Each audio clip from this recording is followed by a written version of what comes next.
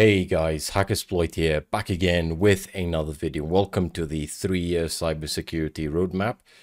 This is an idea or a concept that I've been thinking of for probably 1 or 2 years now, and I was originally inspired by a video or a guide that Black Hills InfoSec or Black Hills Information Security had come up with maybe 5 or 6 years ago, that essentially provided you with a 5-year InfoSec plan, if you will. And that was a guide that I really liked and something that I forwarded to many people who asked me the question, how do I get started in cybersecurity, specifically red teaming or pen testing, or rather the offensive side of things.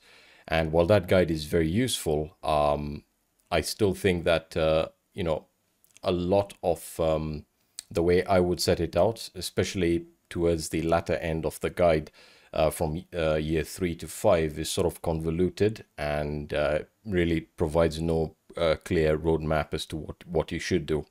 Now, I've sort of taken that original inspiration, and I'll link the original video in the description section, and put my experience and my knowledge of the industry, not just as a penetration tester and red teamer, but also as someone who has developed a lot of educational material, a lot of people, as an individual who has coached and mentored a lot of people to get into the career successfully. I think, if you head over to my LinkedIn page, you'll be able to see that all of the testimonials. I've actually helped people get jobs in this industry.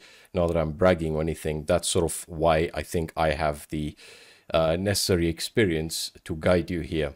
So again, the idea sort of came about primarily because, firstly, I was looking to see whether there was sort of a roadmap, because when you look at it realistically, when it comes down to technology, there's no real clear-cut roadmap, and that's perfectly fine. We can be expected to draw up an exact plan that works 100% of the time. However, you see a lot of students, specifically, either leaving high school or students in college, who are very fascinated by cybersecurity. They're very passionate about it, and they would like to get into a career or get a career in cybersecurity. And the problem with it, as I've extrapolated over many, many times, is firstly the trivialization, which I won't go into. Secondly, there's a lot of knowledge, a lot of platforms, a lot of content out there, and it can be difficult, especially because of all of this information, to stay focused and to stay on a consistent track, right? And so the primary objective of this guide is not to tell you what you can and cannot do, is to give you a guide that if you adhere by, or if you essentially follow, roughly speaking, you don't have to follow it exactly, I can almost guarantee that you'll get a job. Now, one other thing that I've done is I've also excluded any mention of certificates, because certificates are sort of thought as the only way to get a job. They aren't, and I'm going to explain why. On my LinkedIn profile, if you take a very close look, I've never even posted most of my certifications. That was sort of a social experiment that I had to see, firstly, how the industry treats me, whether they appreciate who I am without certificates, so on and so forth. And I know for a fact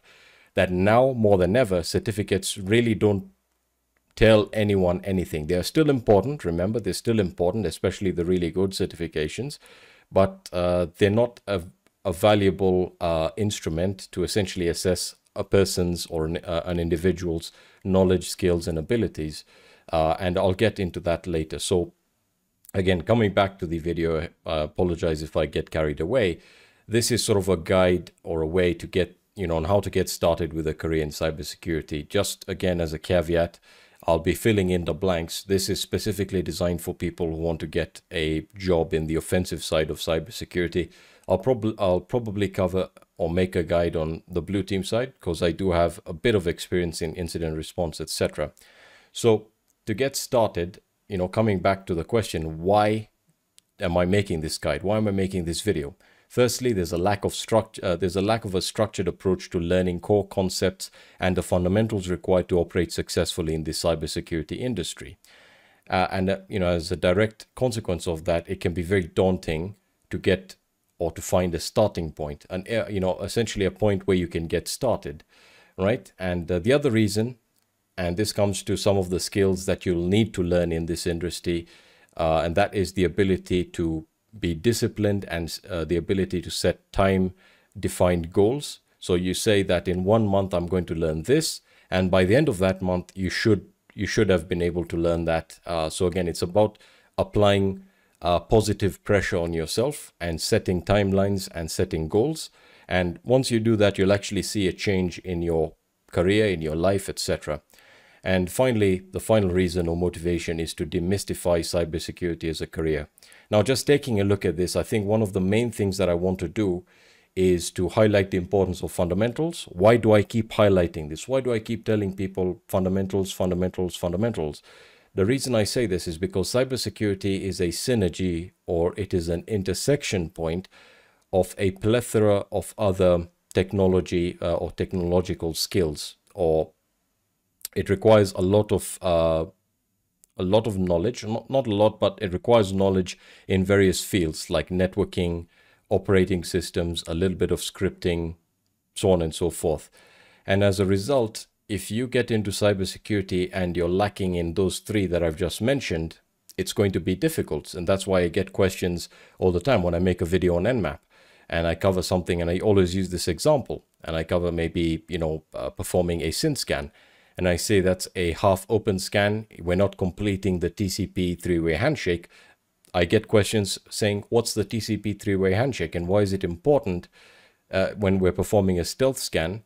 Why do we essentially, perform a half open scan? And how does that affect, or how does that look from a network traffic analysis perspective? How does the scan look, in Wireshark if I was to analyze the traffic, and how would that compare to a standard connect scan?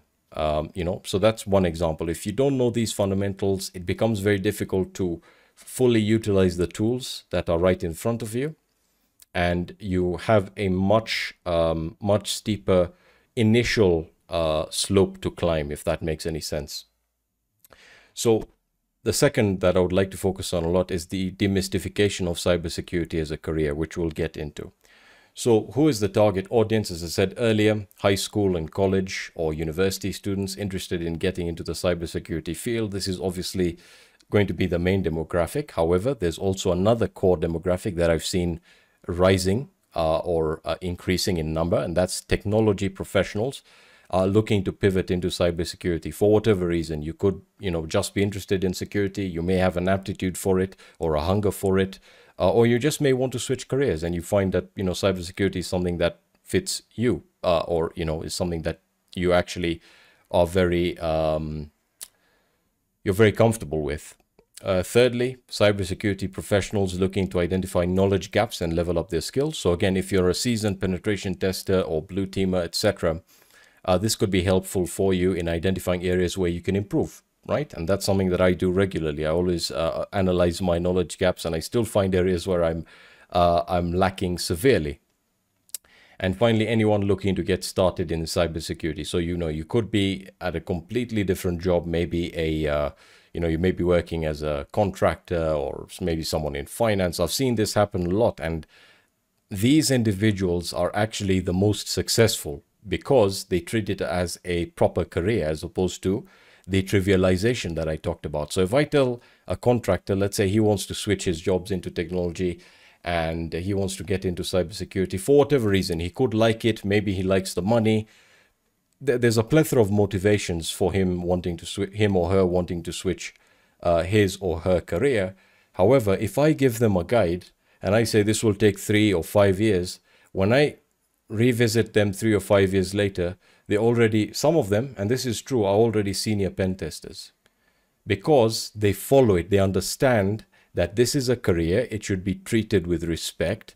And if I follow or adhere to this guide very closely or not, it could be roughly speaking, and I'm persistent and this is something that I want, and I set goals and I say 5 years, I'm going to be working as a red teamer or a pen tester, they end up achieving that. It's the dilly-dallying and the constant hopping from one position to the other that wastes a lot of time. And this is something that I have done. So I'm speaking from experience here. So let's start off with year 1. All right, what's the focus with year 1? This is what I would recommend. Start off with operating systems. In the context of Windows, learn how to install, configure, and administer Windows. So learn about Windows. take a look at the sysinternals book. Learn about the various components that make up Windows, you know, like the kernel, the NT kernel, the registry, how passwords are stored, etc. So essentially learn how Windows works and the various components that make up the operating system. I would then recommend learning how to secure and harden Windows. So sort of getting an understanding as to some of the most common security misconfigurations, like setting the user account control level to low as an example, so on and so forth. And a great utility or guide that you can utilize here are the CIS benchmarks for Windows, which you can take a look at. And then I would also recommend getting an understanding of how Windows password hashes are, how Windows passwords are hashed and how they're stored. You know, the SAM database, how authentication operates, how authentication works rather, and getting to grips with understanding the operating system that you could be using. You know, just understanding how it works and not being biased and saying Windows is bad or Windows is the best operating system. Just focus on learning it. Keep the biases and the ideologies out of your learning experience. Trust me, this is a very important tip. Don't get stuck up with the, oh, I'm only going to use Linux because Windows sends you know, telemetry, or you know, is essentially a telemetry operating system that sends a lot of my data back to Microsoft. That's a very pessimistic view of looking at things. And if you're a pessimist and you're not, if you're not open to learning things, you know, almost every day, you're going to be in trouble, and you'll see why later. I would also recommend becoming comfortable with the Windows command line. That's fairly simple. Learn the commands, learn how, you know, how everything works, learn about the common utilities. Don't get into PowerShell yet. PowerShell is something that you'll get into a bit later because, you know, it requires you to have a certain background. And then finally, and this is very important because I see this a lot, learn how to set up and configure an Active Directory environment, which I'll be doing in another video that I'll be releasing this weekend, probably. I'll show you how to set up an Active Directory environment, how to set up a domain and configure it to be vulnerable for your own practice. So learn about Active Directory, the concept of, you know, domains, trusts, forests, trees, so on and so forth. Learn what Active Directory is and learn the importance of Active Directory and why companies utilize it, because you will be dealing with Active Directory a lot, especially if you're a penetration tester. In the case of Linux, the same thing applies. Learn how to install, configure, and administer Linux. Learn how the Linux operating systems, how the Linux kernel rather, and you know, the collective operating system, so Linux or GNU plus Linux.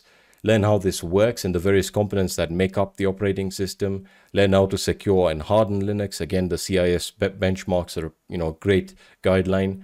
Become comfortable with the terminal. This is very, very important. So I'll be making follow-up videos regarding these individual skills, but learn how to use the terminal.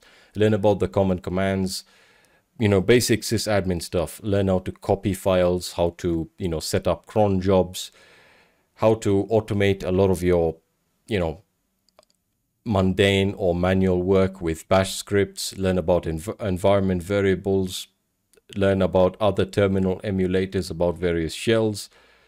Learn how to install various Linux distributions. Again, you don't have to use them. Just fire up a VM, try out Red Hat, try out CentOS, try out Fedora. Get an understanding of what makes these distributions different, because you'll typically be seeing CentOS, Red Hat, Fedora, Ubuntu on production systems. So learn about what makes them, you know, that specific distribution. Learn about what makes CentOS.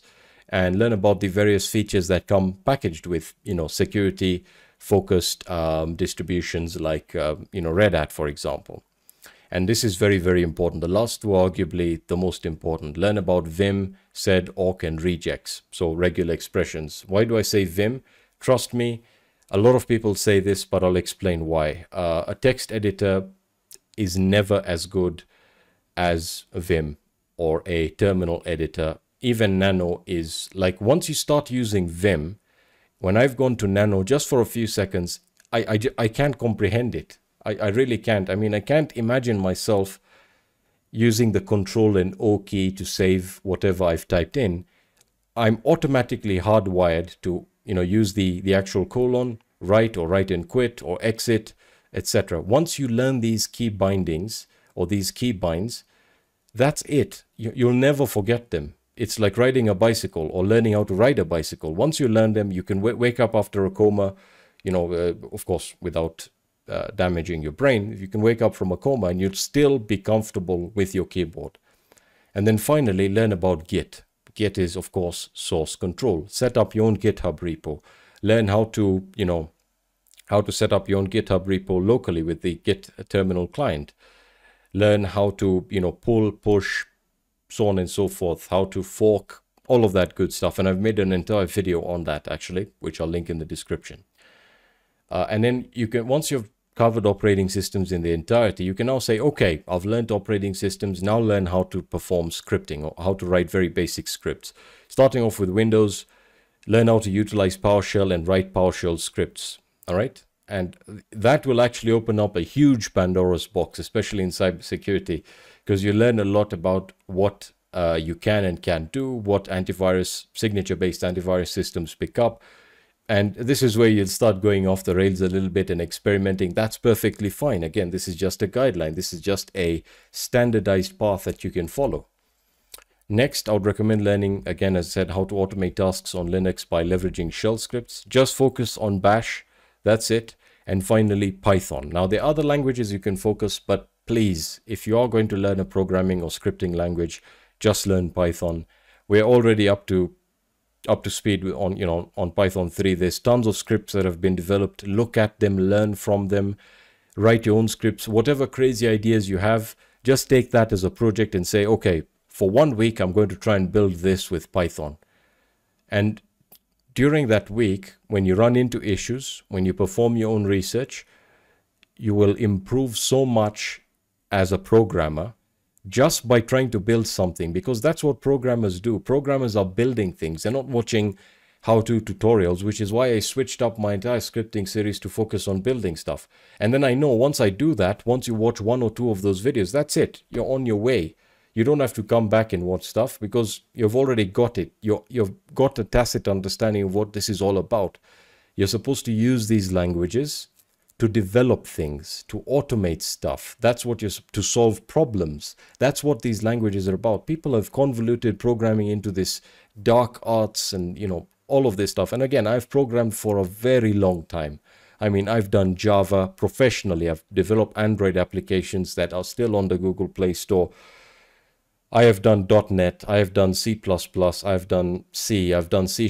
I've developed quite a lot of programs for Windows. I'm actually developing a solution now for Windows that I'll be sharing later on, but I know what programming is all about. And when I was learning programming, I followed very briefly the tutorial series where they talk to you about functions and loops. While they are helpful, they are very helpful, these are this is reference material, all right? Those how-to tutorial videos, that's reference material. What does that mean?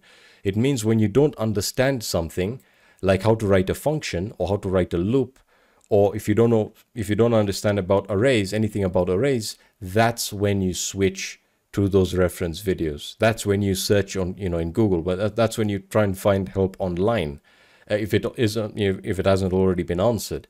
But that's when you start using these videos. You don't start off with these videos. There's tons of resources, free, Code Academy. What I'd recommend, just say, okay, I want to learn how to do this. I want to learn how to automate an Nmap scan with Python. Perform a Google search. Take a look at a script. Clone it, download it, run it, understand what's going on. Start making modifications. And then when you don't understand a segment within that code, that's when you start your research, or just start from scratch. Take a look at a few tutorials on how to write a very basic program. Do that. Once you've got a hang of it, say, I want to develop something else. Again, it doesn't matter whether it's been done before. You can do it your way. So again, just think of it in that perspective. Don't get too crazy with, oh, I'm going to build this, and just stuff that's important to you. It doesn't matter. Nothing else matters. What's important to you? Finally, of course, year 1, focus on networking, all right? This is so important. I mean, I cannot stress the importance of a topic like networking. Networking is so important in cybersecurity or in technology in general. So what's my recommendations? Start off by understanding the OSI model. This is very easy to understand, and understanding the different layers, again, very, very easy. It's very intuitive. You understand it, you know, from the data link layer to the network layer, to the transport layer, to the, you know, session layer, application layer, to the presentation layer. Just understand what that abstraction means and how that categorization is used and why it's important, and you'll start to understand, hey, this makes a lot of sense. You know, you start off with the data link layer all the way to, you know, various protocols, etc. Then learn about the primary protocols like TCP, IP, the transport protocols to be more specific. So TCP, IP, and UDP. Learn how they work. Specifically, in the case of TCP, what the three-way handshake is, what that looks like. Open up Wireshark. Open up Wireshark. Wireshark is your friend. Learn about what traffic looks like. Take a look at packets. Try and perform some packet, you know, try and dissect packets, perform packet analysis, see what each packet is made up of. And when you do that after understanding the OSI model, you can actually see it play out. You actually can see, okay, this is the Ethernet address. And then you have the actual, let's say, you can actually see the transport layer. You can see it's TCP. Okay, you then move a layer up and you can understand just from a packet, everything starts making sense. All right. And then understand the common ports and the common ports used by various important services. So there's 65,535 TCP ports. I'm not saying remember what each of those ports is used for, because none of them are, not all of them are typically utilized by services, but learn about, you know, FTP, SSH, Telnet, SMTP, let's see if I can think of DNS, port 80, port 8080, port 443, SMB. These are very important. You'll run across them a ton of times. There's no other way of putting it. So again, I've mentioned Wireshark already, but that's very important. Now, some additional stuff that you can do is get some gear, you know, and this is something that Black Hills InfoSec had pointed out, which again, to me, when I look back at it, I didn't realize that I'd already done this, because, you know, I set up my own home network. I have a, you know, a very, very well set up network, you know, with a firewall, a real firewall, pfSense to be more specific. So learn about routing, learn about subnets, learn about switches and how to set up. Imagine just setting up your own home network. Again, you don't need crazy devices or crazy hardware. You can use whatever routers you can get on the cheap. I know most of your students, I did the same. I started off with some very, very cheap, you know, routers, nothing too crazy, but understand how that network works. You know, set up your own network, play around with it, tinker with it, and then learn how firewalls work and how to configure your own firewall, and then see how that plays out. You know, just please, this is the most important. I mean, I can't stress it enough. Networking is crazy important. And then finally, this is something that you can get started with, but not really if you're not. Yeah, I know this is where the whole theoretical aspect of it comes into play, but security fundamentals are very, very important. What do I mean by this? Basic security concepts like what an attack is, what a threat is, what vulnerabilities are, what risk is, how to calculate risk, the CIA triad, so confidentiality, integrity, and availability, you know, the three pillars that hold up cybersecurity, conceptually speaking. Learn about governance, risk, and compliance, which is GRC, some core InfoSec terminology. This is stuff that you can pick up, you know, along the way.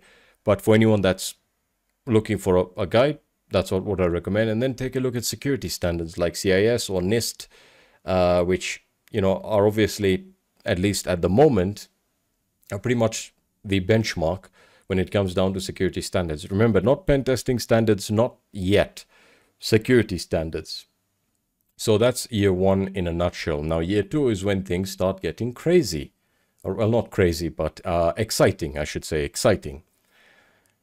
So the first thing you should start off, and never ignore this, trust me, I've seen a lot of people ignore this until it's too late, until they're told to write a report, and then, you know, we get a bit, you know, things get a bit iffy. So if you're going into pen testing and red teaming, learn about the pen testing execution standard. This is sort of a methodology or framework that you can use that'll give you an idea as to what an ideal assessment would look like, the phases that make up the assessment. Then take a look at some methodologies like the MITRE ATT&CK framework, the Cyber Kill Chain, the Unified Kill Chain, OWASP Top 10 as a guide for web application pen testing, and this is insanely important, the OWASP Security Testing Guide.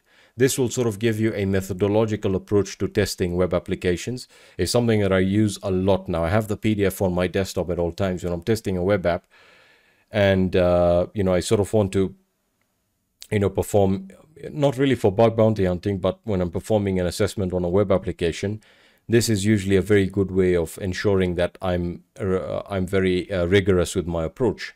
So the key thing here is understand the industry standard methodologies used for pen tests or assessments, and analyze open source pen testing reports. So take a look at pen testing reports, see what they're all about, demystify them, because the problem is that people put it off for too long. They say, I'll look at that later, or it's not that important. No, just look at a pen test report. You don't have to do anything else.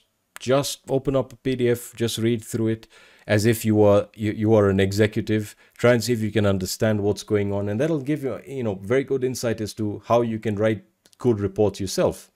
All right, and we'll get back to report writing shortly. Another thing that you should start focusing on in year 2 is setting up your home lab. So setting up a good home lab now. Step 1, virtualization. So, this is something I think I've heard a lot of people say in the industry, but pretty much one of the first few programs that any hacker, cybersecurity expert or InfoSec professional, will set up on their system is a hypervisor or virtualization software. So think of VirtualBox, VMware. Again, they're all free versions. VirtualBoxes would be my preferred.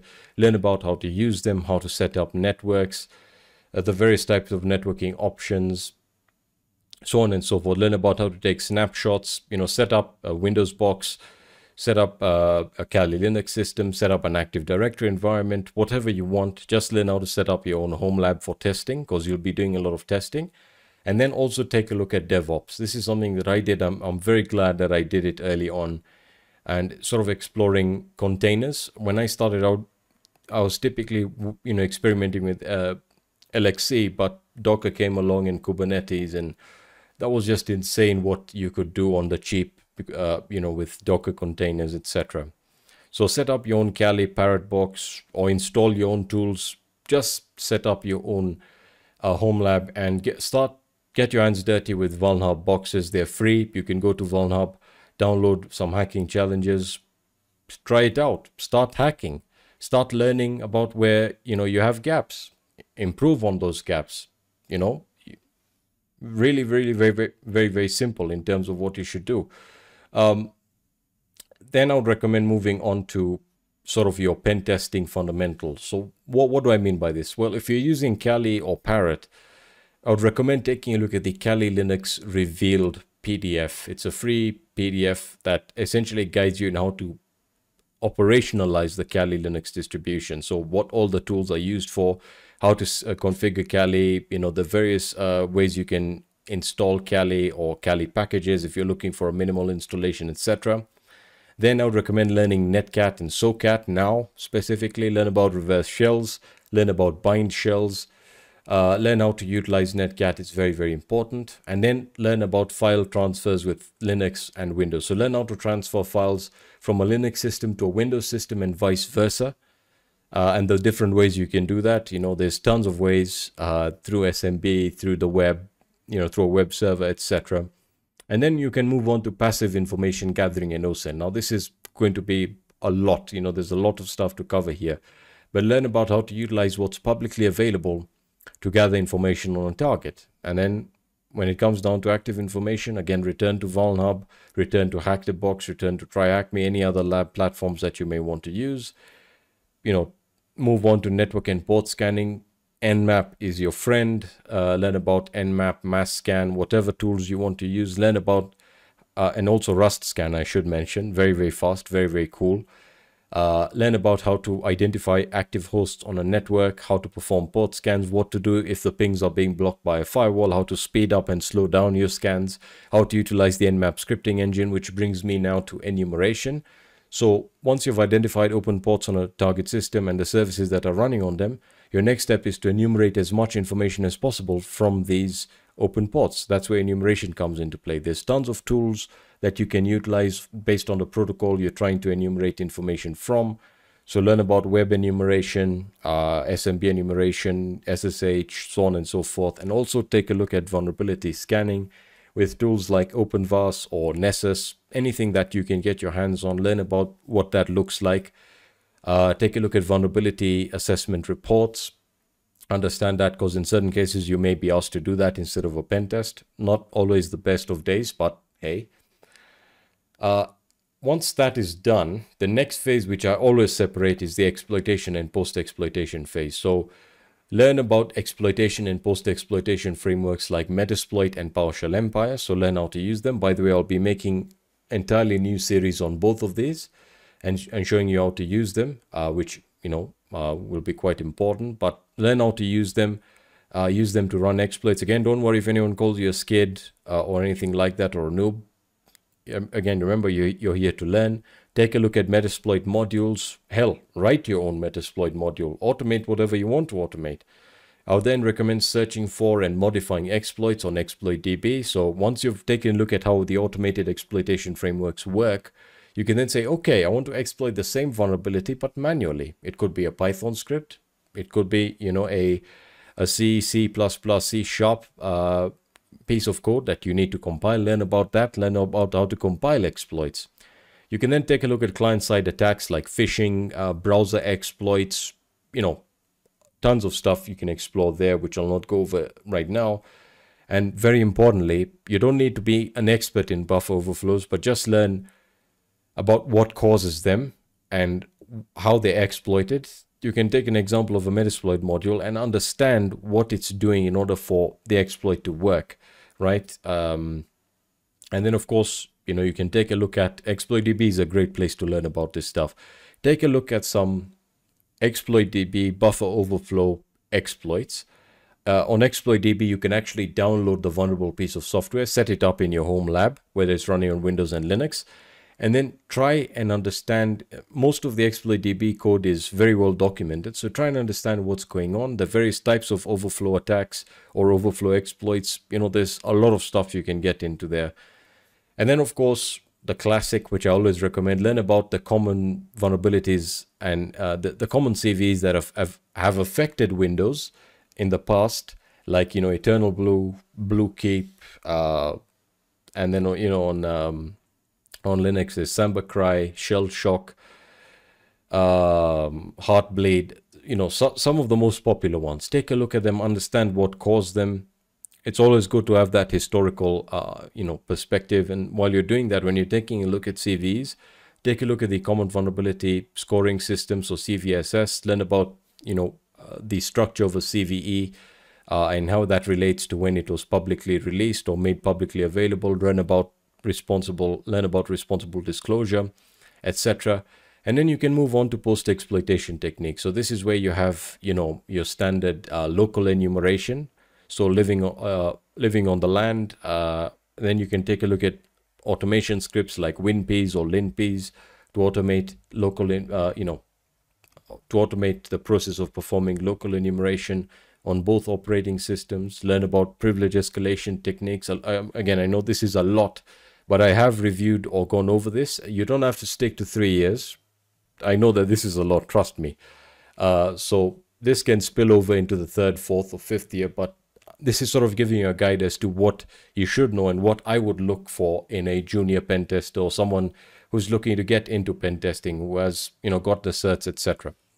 And then, of course, password cracking, which is quite important. So learning about the various hashes, what that means, about utilizing tools like Hashcat and John the Ripper.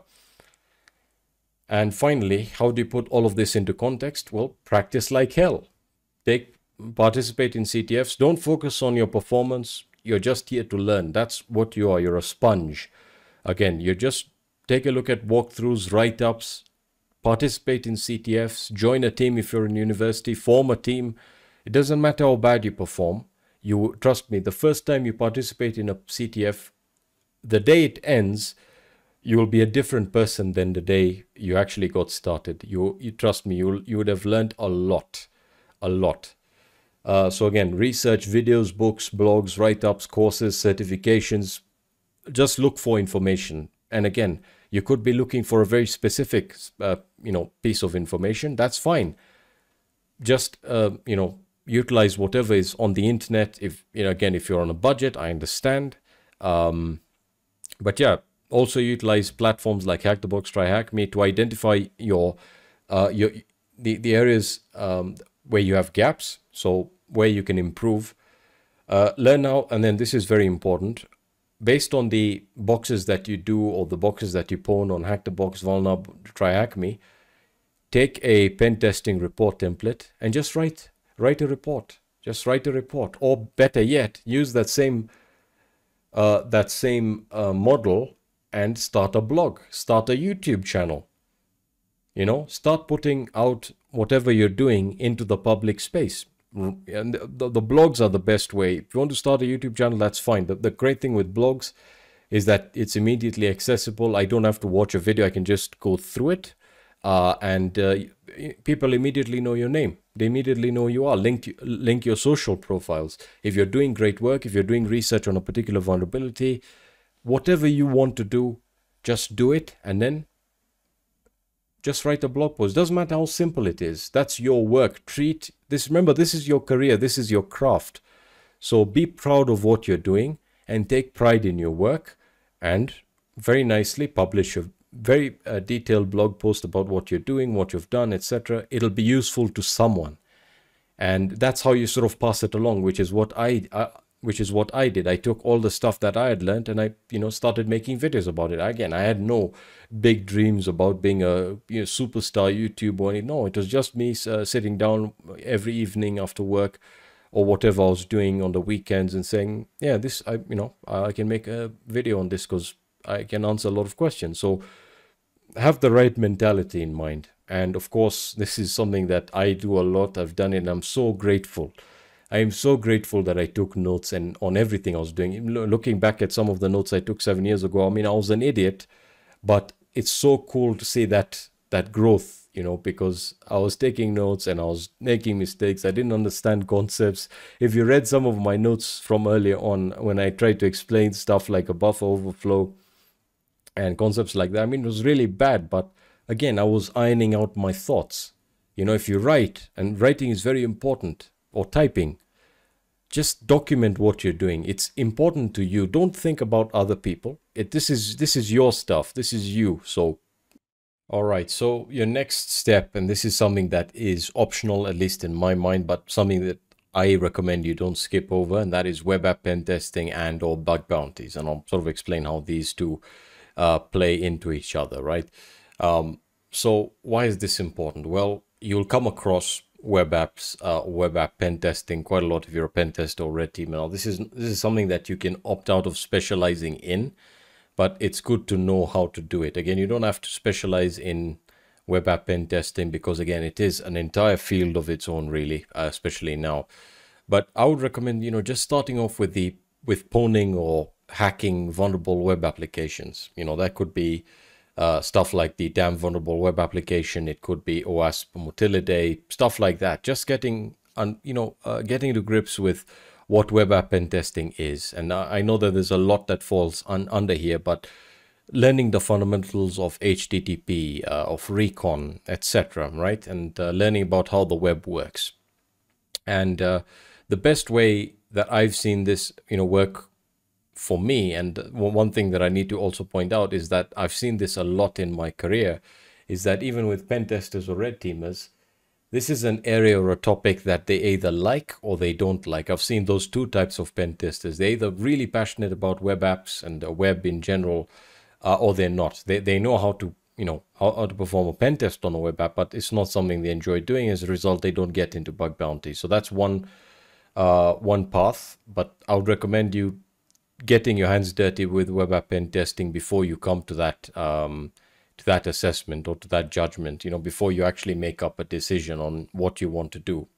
So one of the things I recommend doing is developing a web app, and more specifically PHP, MySQL. The example or the application I can give you an idea for is a very simple content management system. There's plenty of guides out there, already written code, but write it, for yourself. Learn about PHP as a server-side language. The front end, that's stuff that you can pick up easily, but obviously JavaScript is going to be a huge factor in that. But develop your own content management system, very simple one where you have a login page, and then once you log in, you can write a simple blog post, and that's rendered properly or the way you want it rendered on the front end.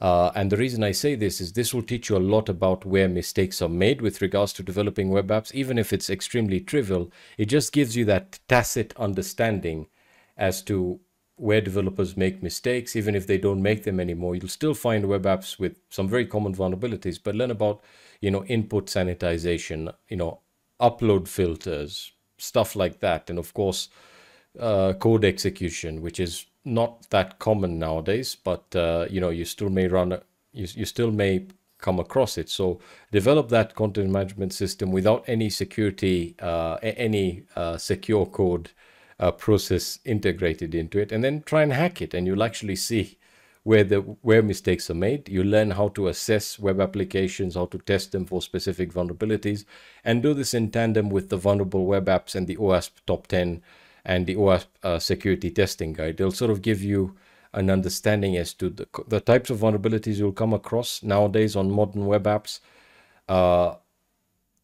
what causes the vulnerabilities, which you can then re-implement within your own web app or within your own lab and then test. It's essentially a cyclic process, but learn about that. And then if you want to get into bug bounties, learn recon and watch everything from Jason Haddix and NarmSec.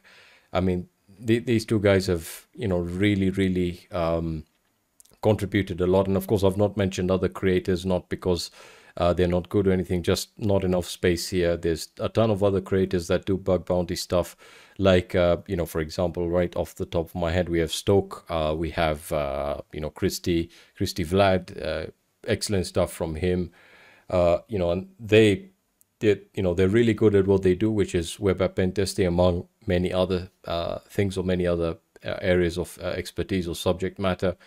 But they'll really set you in the right direction with regards to bug bounties. And then, of course, that'll directly take you to web proxies, where you can utilize OWASP Zap if you're on a low budget, or, the community version of Burp Suite. But, I would recommend learning about how to utilize OWASP Zap first. That'll sort of give you an idea as to whether or not you want to invest in a Burp Suite license, but that's up to you. And just get started with bug bounties. But I've always recommended this. Start off with bug bounties locally. So look at the web apps you use on a daily basis, the local ones, to specific to your region, because those are the ones that are most important to you, that you know a lot about. And do not take that lightly. If you've used a web app before, you know a lot about how it works and where the potential endpoints are, for example.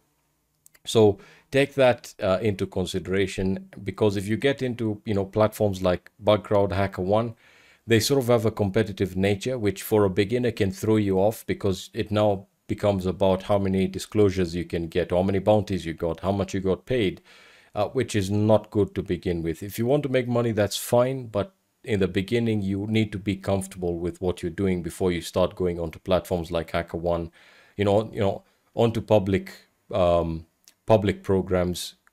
So keep that in mind. And of course, this process will eventually show you what you're good at with regards to vulnerabilities. So you may be good at cross-site scripting, you may be good at SQL injection, you may be good at identifying insecure authorization or local file inclusion vulnerabilities as an example, and take a look at disclosures, reports, and blog posts by other people doing bug bounties, the people, who are very good at identifying the vulnerabilities that you like, or that you're very good at identifying as well.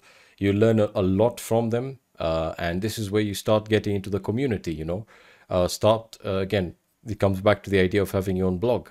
Write blog posts about vulnerabilities, how you did stuff, of course taking into account responsible disclosure and all of that good stuff. But yeah, web app pen testing is a very tacit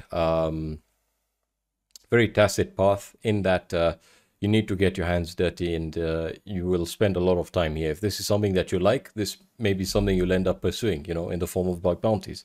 So I personally like web app pen testing, and I do bug bounties sometimes, but I just don't have the time because my primary job deviates slightly from web app pen testing. So I always find myself coming back and having to gain momentum again, and, you know, all of that good stuff. But I do like web app pen testing. So yeah, that's generally speaking what I recommend for year 2. When it comes down to year 3, this is an area now that you get into specializing, right? And I haven't covered blue team. As I said, there's something that I'll probably cover later. But if you're into pen testing and red teaming or the offensive side of things, antivirus and EDR evasion are very, very important. These are areas that I'll be delving deeper into in their own videos because they deserve their own videos. Another one, of course, is Active Directory pen testing, which is another tangent that you'll find yourself going down. Learn about red teaming tactics, techniques, and procedures via the MITRE ATT&CK framework or the cyber kill chain, but learn the MITRE ATT&CK framework. Learn about port forwarding and pivoting within a large network.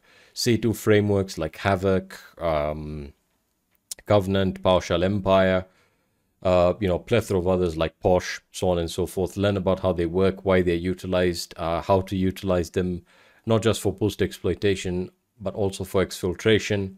Learn about phishing and initial access TTPs. This is arguably the most important, especially if you're in red teaming. Learn about how to set up, you know, proper phishing infrastructure, how to set up or how to write good phishing emails. And that'll then take you deeper into resource development, where you learn how to develop your own macros, how to develop your own malicious documents, your own malicious executables, payloads, all that good stuff. And also, you know, then within year 3, another great place or another important area is adversary emulation. This is specific to the red teamers, but also useful to the blue and purple teamers. Learn about what adversary emulation is, analyze APT groups or threat groups and their operations, their previous operations or historically speaking. Learn about their tradecraft, their TTPs, and their software or malware that they've utilized, the industries they target, and more important to this, learn how to utilize EDRs and SIEMs like Wazoo. They're, you know, completely free to detect your attacks and understand the defender's perspective, so that you understand what you look like, what your activity looks like if there is a blue team in place, because that's something that, you know, is very, very important, especially in the context of adversary emulation, because stealth and persistence is a key factor or key determinant here. And of course, this will take you down to manually or automatically emulating APTs or threat groups. You know, automatically that could be through a tool like MITRE Caldera or the atomic red team tests. And then, of course, manually, most of your adversary emulation or simulation campaigns will involve you know, manual phase to them, especially in the resource development side of things. Yeah. That's what I'd recommend for year 3 with regards to red teaming in specific. Now, another area that you can get into, and again, this is very nuanced. This is something that, at least in my experience, I've seen that you either like or you find intuitive or not. It doesn't say anything about your intelligence or anything like that. But reverse engineering, you know, binary exploitation, malware analysis, these are all very, very nuanced fields that require a lot of prerequisite knowledge, specifically with regards to development. And in my opinion, the only way for you to successfully learn reverse engineering is for you to have developed an application either in C, C++, or C#, you know, specifically in the case of Windows. That's not exclusively the case, but if you have developed a Windows program or a .NET application, reverse engineering it will make sense. You'll actually understand what's going on. And so that's what I recommend doing. Now, of course, in most cases, you're going to be in a black box type of scenario where you're reverse engineering an executable or you're performing malware analysis on a malware sample you've never analyzed before. And that's where the other skills, like, you know, of course, assembly is one of them, both x86 and x64 is important. But, you know, you have your typical debugging skills, disassembling skills, where you have, you know, IDA immunity, GNU debugger, so on and so forth, and also GIDRA to a certain extent. But this is an area that I'll also be exploring, just to give you guys a taste of what this looks like, you know, using completely practical examples. But that's another area you can focus on in year 3. Now, to put all of this into context, before we end the video, if you're a blue team, as I said, I'll be making a guide on that because a lot of people, blue team really isn't that popular, especially in colleges and universities, but still an excellent field to pursue, one that I like and find myself, now more than ever getting back into. But that's only to better my operations on the red team side, so I'm a bit biased there. But I'll be setting up a guide for the blue teamers, and for anyone who wants to become a SOC analyst, etc.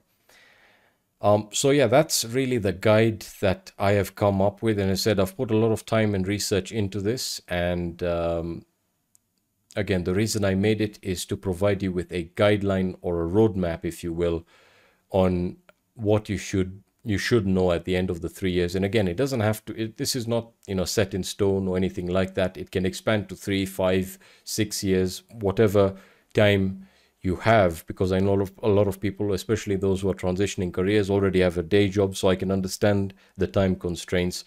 And one thing that you'll find, and this is completely normal and is something that I encourage, is that let's say on year 2, when you're taking a look at pen testing or post-exploitation, is you'll go off on tangents of your own within a specific topic. Maybe if you're taking a look at exploitation frameworks, that's fine. That's actually awesome. But always remember to come back to the guide. And again, you don't have to follow mine. There's plenty of other guides out there. What I really wanted to stress is that if you want to achieve anything in life, you need a goal and you need a timeline. Those are the two. Trust me, I know it may sound cliche, but just try it out for yourself and, set a no-nonsense deadline, but a realistic one, of course, taking into account all of the work that you may have, or, the time constraints if you're a student. Make sure it's realistic. So don't say I'm going to learn how to hack Active Directory in a month. That's unrealistic. You can say 6 months. Say in 2023, by, let's say, July, I am going to have not mastered, but I'm going to have learned how to pen test in an Active Directory environment. Just set it. Just say, this is July, and then you take a look at, build up a rough outline of what you need to learn. Again, it doesn't need to be complete when you begin. Once you start getting into it, you'll start filling in blanks that you didn't even know were there. You'll start seeing stuff that you didn't know were there, that is not available online. That's what now sets you or marks you out as a pen tester, because you'll start having this innate knowledge of technologies and how to assess them, so on and so forth. But set a deadline, say, okay, I'm going to learn this in month 1, 2, 3, 4, 5, 6, etc. And you don't have to be crazy with your time. You don't have to say, oh, every day I'm going to focus on AD pen testing for 6 hours. That's unrealistic. It's inhuman. You can only focus on something for like 4 hours a day, intellectually speaking. Otherwise, after that, your brain just turns off. Whatever you're learning isn't really being saved in your memory. There's a lot of science to back that up. So be realistic. Just say every day, 5 days a week, 4 days a week is typically good. For 2 hours, I'm just going to do AD pen testing. And trust me, you can take a vacation, you can enjoy your weekends. You don't have to be crazy about it. Trust me, by the end of that 6 months, again, you'll not be able to recognize who you were when you started with regards to your skill set in a particular topic like Active Directory pen testing. So again, I would love to hear what you guys think in the comment section. And of course, your feedback is extremely valuable. I do appreciate all the support you guys give me. If you found this video helpful, please give it a like or share it with your peers, especially if you're in school or university, if you think this may be helpful. But yeah, overall, I would like to see what you guys have to say in the comment section. I know we have a diverse audience of students, professionals, and people now who are getting into management. So I would really like to hear what you guys think. And thank you very much for watching this video, and I'll be seeing you in the next video.